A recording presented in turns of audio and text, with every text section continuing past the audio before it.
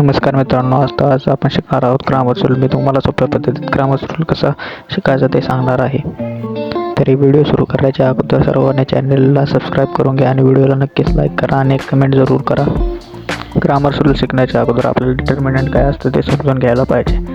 तर चला बघूया. तर डिटर्मिनंट काढण्यासाठी दोन उभ्या रेषा मारून घ्यायच्या असतात. त्यात एलिमेंट ए, बी, सी, डी हे काढून घ्यायचे असतात. आता ए आणि सी म्हणजेच जो उभा असतो त्याला कॉलम म्हणतात.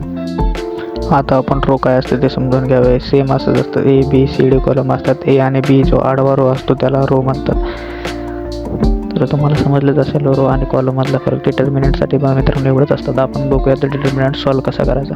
डिटर्मिनंट सॉल्व करण्यासाठी आता मी सुरुवातीला एक एलिमेंट घेतलेलं 3, 5, 2, 7. तर काय करायचं आहे, 3ला अशी आडवी रेष मारायची म्हणजेच 3 गुणिले 7 आणि 2 मी करतो तर रेष मारायची म्हणजे तुमचं उत्तर. ह्याला ब्रॅकेट करून घ्यायचं मध्ये वजा बाकीचे 3 टाकायचं. मित्रांनो लक्षात घ्या. 2 21 गुणिले वजा 5 2 वजा बाकी म्हणजे लक्षात ठेवा. उत्तर आले 11. तर पहिल्याचं उत्तर आपल्याला 11 आलेलं आहे. त्याचप्रमाणे आपण आता दुसरं कसं सॉल्व करायचं ते बघून घेऊया.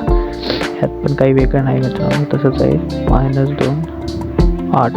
ह्यात पण मी -2 आणि 8ला आडवी रेष मारून घेतली म्हणजे -2 गुणिले 8 आणि वजा 3 गुणिले वजा 4. तर पुढे बघून घ्या. -2 गुणिले 8 म्हणजे -16 वजा 3 गुणिले 4 म्हणजे -12. मायनस वजा असंच ठेवलेले प्लस 12 ह्याची गोष्ट आलेली किती -4. आणि खालचं तुम्ही तुमच्या प्रॅक्टिससाठी करू शकता. 1/2 5/3 3/2 7/3 मॅट्रिक कसं सॉल्व करायचं ते तुम्ही आता तुमच्या पद्धतीने सॉल्व करा. मी फास्टमध्ये तुम्हाला दाखवतो कसं सॉल्व करायचा.